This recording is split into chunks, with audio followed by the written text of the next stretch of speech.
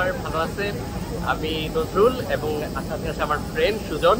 তো আমরা এখন যাচ্ছি নেপাল, কাঠমান্ডুতে। তো আপনারা যদি কেউ ভিসা করতে চান নেপালের, তাহলে খুব সহজেই আমাদের মাধ্যমে করে ফেলতে পারেন। আমাদের ভিসা প্রসেসিং চার্জ একদমই কম এবং চাইলে আপনারা আমাদের মাধ্যমে টিকিট প্রসেসিংও করে ফেলতে পারেন।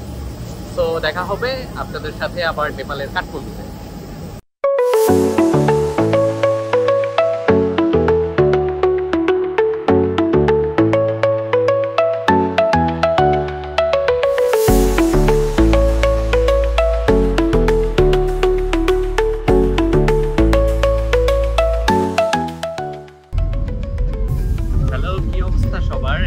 আমরা যাচ্ছি হচ্ছে ভক্তপুর, রাতে ছিলাম থামেলে। তো থামেল থেকে যাচ্ছি ভক্তপুর দরবার স্কোয়ার। তো ট্যাক্সি দিয়েও যাওয়া যায়, বাস দিয়েও যাওয়া যায়। বাসে যেহেতু একটু চিপের মধ্যে যাওয়া যাচ্ছে, তো আমরা এই জন্য আর ট্যাক্সির জন্য ওয়েট করিনি। আমরা দুই বন্ধু মিলে বাসে উঠে গেছি এবং বাসে যেতে অ্যাপ্রক্সিমেটলি 30-35 মিনিটস বা একটু বেশিও লাগতে পারে যদি ট্রাফিক থাকে। তো আপনাদের সাথে আবার দেখা হবে ভক্তপুর দরবার স্কোয়ারে। Tata.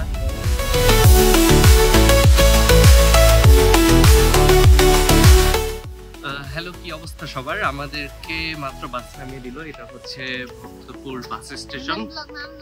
Hello, so Bhaktapur bus station from Bangladesh. Bye bye.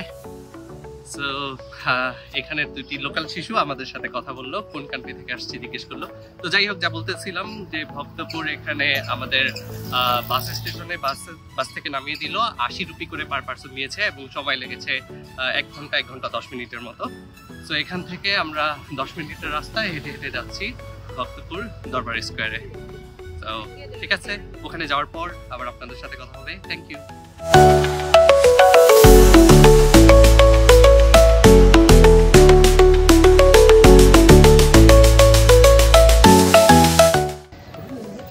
Hello everyone, কি অবস্থা সবার? এখন আমরা চলে এসেছি ভক্তপুর দরবার স্কোয়ারে। তো এটা হচ্ছে দরবার স্কোয়ারের গেট। মোটামুটি বাস স্টেশন থেকে 10 মিনিটের মতো হাঁটা লাগছে। তারপরে এখন আমরা ভিতরে ঢুকবো। ভিতরে ঢুকে আপনাদেরকে সব কিছু ঘুরে দেখাবো।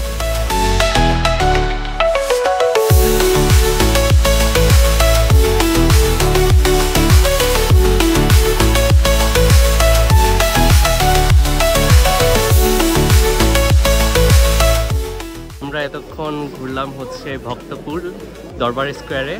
সো এই স্থানটি ওয়ার্ল্ড হেরিটেজ সাইট হিসেবে স্বীকৃতি পেয়েছে। তো এখন আমরা যাব হচ্ছে, কোথায় যাব বস? তামোদি স্কোয়ার। হ্যাঁ, আমরা এখন যাব তামোদি স্কোয়ারে। সো দেখি ওখানে যে ওখানের জায়গাটা কেমন।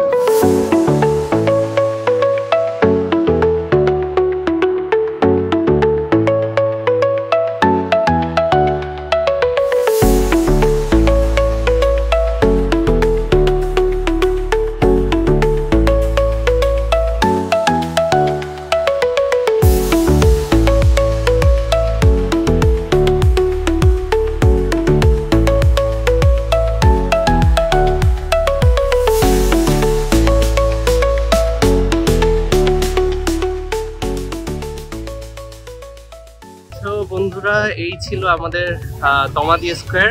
তো এখান থেকে 4 থেকে 5 মিনিটের হাঁটার দূরত্বে আছে আপনার পটারি স্কোয়ার। তো আমরা এখন যাব পটারি স্কোয়ারে, দেখি ওখানে কি আছে।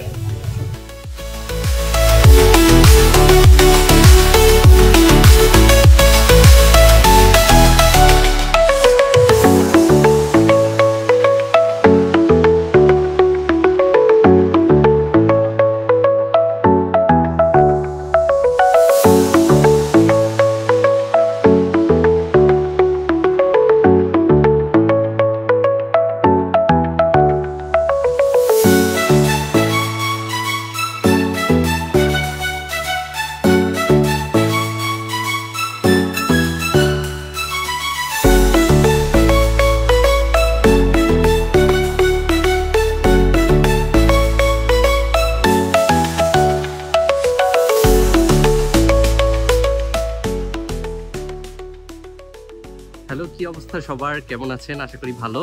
তো আমরা আজকে যাচ্ছি হচ্ছে চন্দ্রগিরি হিল।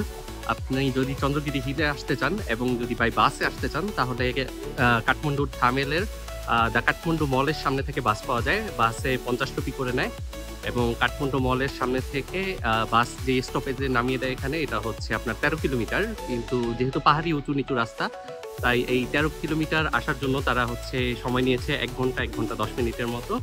সো এই বাস স্টপেজে নামার পরে এই রোড ধরেই, যে রোডটা সামনে দেখা যাচ্ছে এই যে আমার পিছনে, এই রোড ধরে আপনাকে চলতে হবে 15 থেকে 20 মিনিট। তো 15 থেকে 20 মিনিট চলার পর আপনারা হচ্ছে চন্দ্রগিরি হিলে পৌঁছে যাবেন। সো চলুন যাওয়া যাক, এবং ওখানে যাওয়ার পরে আপনাদেরকে ওখানে কি কি দেখার মতো আছে তা আপনাদেরকে ঘুরিয়ে ঘুরিয়ে দেখাবো। তো চলুন যাওয়া যাক। আর আমরা এসে পৌঁছে গেছি চন্দ্রগিরি হিলস। এখানে হচ্ছে টিকিট কাউন্টার থেকে আমরা টিকিট কিনলাম, ওই যে আমার বন্ধু। হ্যাঁ, সো এখানে ওঠার পরে আপনাদেরকে হচ্ছে ওই যে কেবল কার দেখা যাচ্ছে আমার পিছে, কেবল, ওই যে এটা হচ্ছে কাউন্টারের পিছনে কেবলের স্টেশন আছে, কেবল কার। তো প্রতিজনের জন্য যারা সার্কভুক্ত দেশের আন্ডারে পড়ে তাদের জন্য হচ্ছে 1320 রুপি করে প্রতিজন। এটা হচ্ছে বোথ ওয়ে, আপনি চাইলে ওয়ান ওয়েও কাটতে পারেন, কিন্তু সেক্ষেত্রে আপনাকে উপর থেকে আবার নিচে পায়ে হেঁটে নামতে হবে। ওখান থেকে ওনারা বললো যে কোনো গাড়ি নেই। সো এই জন্য আমরা বোথ ওয়ে টিকিট নিয়ে নিয়েছি, এই যে টিকিট। সো বোথ ওয়ে পড়েছে 1320 নেপালি রুপি করে। তো এখন আমরা কেবল কারে উঠবো, তারপর আবার আপনাদের সাথে দেখা হবে।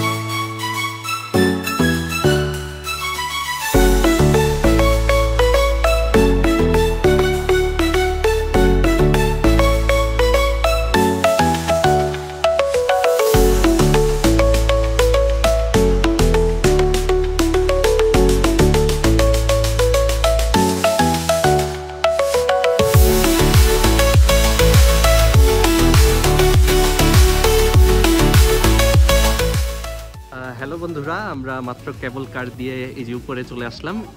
এখানের উচ্চতা হচ্ছে আপনার সি লেভেল থেকে 8268 ফিট। তো এখানে ওই যে আপনারা পিছে দেখতে পাচ্ছেন আমাদের এই যে পিছনে মেঘগুলো কিভাবে যাচ্ছে ভেসে ভেসে, একদম মেঘের মাঝখানে আছি, এবং এইখানে ওয়েদারটা খুবই ঠান্ডা, আমার হাত একদম জমে যাচ্ছে ঠান্ডায়। এখনও কিন্তু দিনের বেলা, সময় হচ্ছে 3:35। তো আমার ধারণা আমাদেরকে আরেকটু আগে আসলে ভালো হতো, একটু বেটার হতো, হয়তো সানলাইটটা পেতাম। কিন্তু এখন আসাতে প্রচণ্ড ঠান্ডা। ওই যে পিছনে আমাদের মেঘ দেখা যাচ্ছে, মেঘে একদম ঢেকে যাচ্ছে। তো বন্ধু, তোমার কাছে কেমন ঠান্ডা লাগছে এবং ফিল কেমন? সবই বলে গুড, তার কাছে সবই ভালো লাগতেছে। ওই যে কেবল কারটা চলে গেল, আর এই যে পিছনে ওই যে কেবল কারের স্টেশনটা দেখা যাচ্ছে পিছনে। এখানে এসে নামবেন, তারপর হচ্ছে এই রোড দিয়ে উঠে, এই রোডটা কোথায়, ওই যে গাড়িটা যাচ্ছে পিছনে, ওখানে হচ্ছে রোড। এই রোড দিয়ে আপনাকে 3 থেকে 5 মিনিট হাঁটতে হবে, তখন হচ্ছে আমরা টাওয়ার সহ আরো যেই দর্শনীয় স্থানগুলো আছে ওখানে চলে যেতে পারবো। সো চলুন উপরে যাই, তারপর আবার আপনাদের সাথে কথা হবে। আমরা চলে আসলাম ভিউ টাওয়ারে।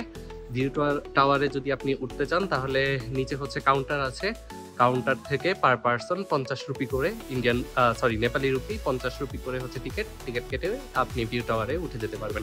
এখানে যে আমার সাথে দেখতে পাচ্ছেন বাইনোকুলার দিয়ে আপনি এখান থেকে হিমালয় এবং হিমালয়ের সাথে যেই পর্বত গুলো আছে সেগুলো আপনি দেখতে পারবেন। কিন্তু আসলে আমাদের লাক খারাপ, আমরা যখন এসেছি দেখতে পাচ্ছেন যে পুরোটাই আমার আশেপাশে যাচ্ছে পুরো মেঘে ঢাকা। ওই যে দূরে দেখা যাচ্ছে ওখানে একটু রোদ দেখা যাচ্ছে, কিন্তু এই ওয়েদারের মধ্যে একদমই মেঘলা এবং হচ্ছে পুরো মেঘে ঢাকা। সো আমরা ক্লিয়ার ভিউটা পাচ্ছি না, দূরবীন দিয়েও আমরা দেখতে পাচ্ছি না আসলে হিমালয় এবং তার সাথে পর্বতগুলো। তো যাই হোক, কি আর করার, এখন চলে যেহেতু এসেছি এখানে একটু ঘুরে দেখতেছি যে কি আছে। ওই যে নিচে হচ্ছে ওটা কাউন্টার, এই যে নিচের এই অংশটা হচ্ছে কাউন্টার, আর ওখানে হচ্ছে আপনার রেস্টুরেন্ট আছে, আপনারা যদি চা অথবা অন্য কিছু খেতে চান ওখান থেকে খেতে পারবেন। এছাড়া ওখানে আপনার হর্স রাইডিং আছে, তারপর ফ্রি ফল আছে, 360 ডিগ্রি সাইক্লিং আছে, হ্যাঁ, আবার একটা টেম্পল আছে। তো আপনারা যদি ওগুলো ভিজিট করতে চান করতে পারেন। এই সো দেখা যাক আমরা এখানে আর কতক্ষণ একটু টাইম স্পেন্ড করব। বিকাল হয়ে আসতেছে, তো এরপর আমরা এখান থেকে আবার ব্যাকে যাওয়ার জন্য রওনা দিয়ে দিব।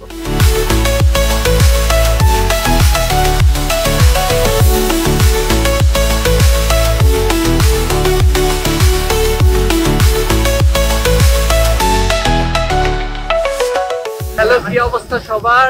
আমাদের নেপাল ট্রিপ আজকে শেষ হলো। তো এখন আমরা দাঁড়িয়ে আছি হিমালয়া এয়ারলাইন্সের সামনে। আমরা এখন এই বিমানে করে আবার বাংলাদেশে ব্যাক যাব।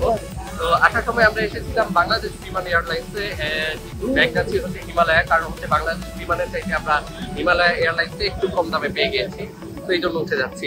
তো সবার সাথে আবার পরে দেখা হবে। এখন আমরা সিরিয়ালে দাঁড়িয়ে যাচ্ছি। Tata, bye bye.